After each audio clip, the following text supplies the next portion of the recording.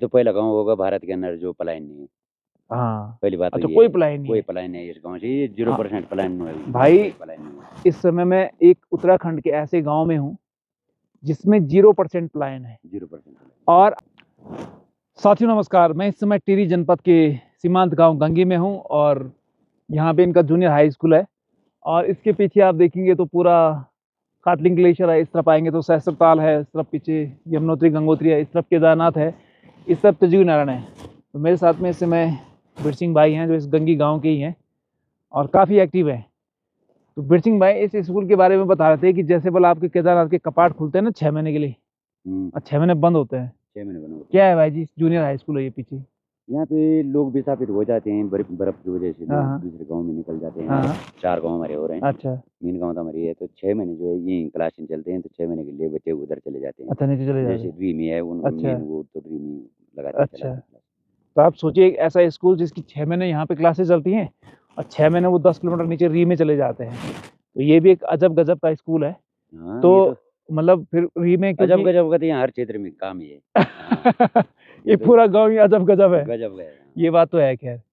और एक चीज़ और है कि यहाँ पे लोग जो है मतलब लोगों का पुराना जो व्यवसाय वो भेड़ पालन है। भेड़ पालन आज भी हर गांव में भेड़ बकरी है। भेड़ बकरी नहीं होगी तो हम खाएंगे क्या? खाएंगे क्या? ये तो पहला गाँव होगा भारत के अंदर जो पलायन नहीं है।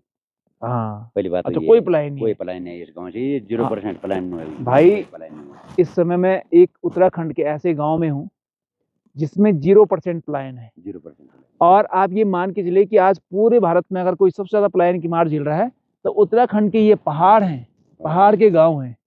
और उन सब के बीच जहां हर कोई आजकल दिल्ली देहरादून शहरों में जा रहा है, एक गांव मेरा उत्तराखंड का ऐसा गांव जिसका नाम है गंगी, जहां पे 0% पलायन है। एक भी आदमी बाहर नहीं है। उसकी वजह यहाँ के लोग मेहनती हैं।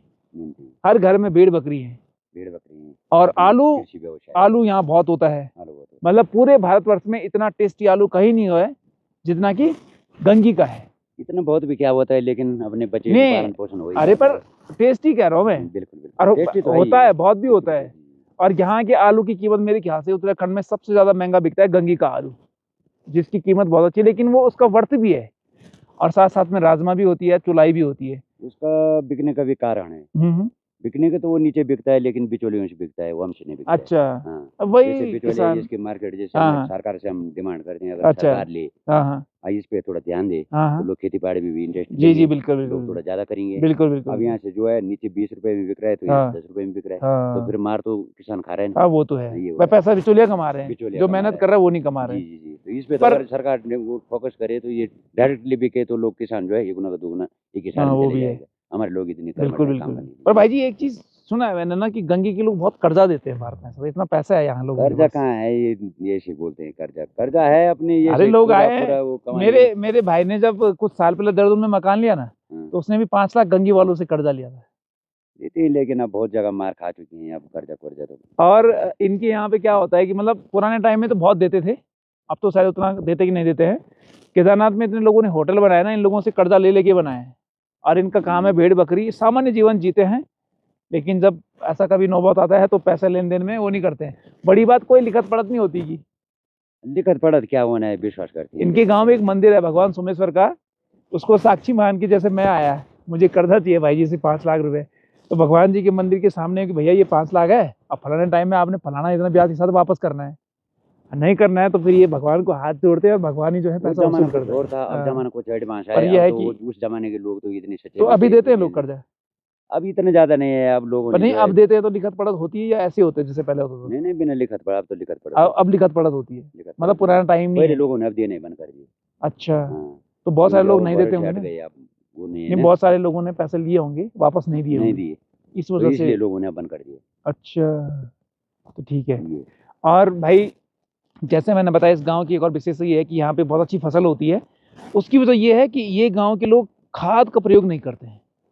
इस गांव में डालते हैं तो केवल गोबर, खरपतवार, और यही यहाँ की खाद है। अब वैसे यहाँ की ज़मीन आप सोचिए 9000 फीट की ऊंचाई पर विराजमान हूँ मैं इस समय, और इस भूमि में जो उगेगा वो एक एक चीज़ उगने वाला यहाँ पे जड़ी बूटी के समान है, आपके लिए संजीवनी है। इसलिए यहाँ के आलू, यहाँ की राजमा, यहाँ की चौलाई इतनी महंगी जाती है, उसकी भारी भरकम डिमांड है। केवल दिक्कत है कि शायद जो मूलभूत सुविधाएं इस गांव को मिलनी चाहिए थी, आज भी वो उतनी नहीं मिल रही हैं। तो इसलिए एक बार आप जहां से भी हैं इस गंगी गांव में ज़रूर आइएगा और यहाँ के आलू ज़रूर लेके जाइएगा अपने साथ में। बहुत बहुत धन्यवाद।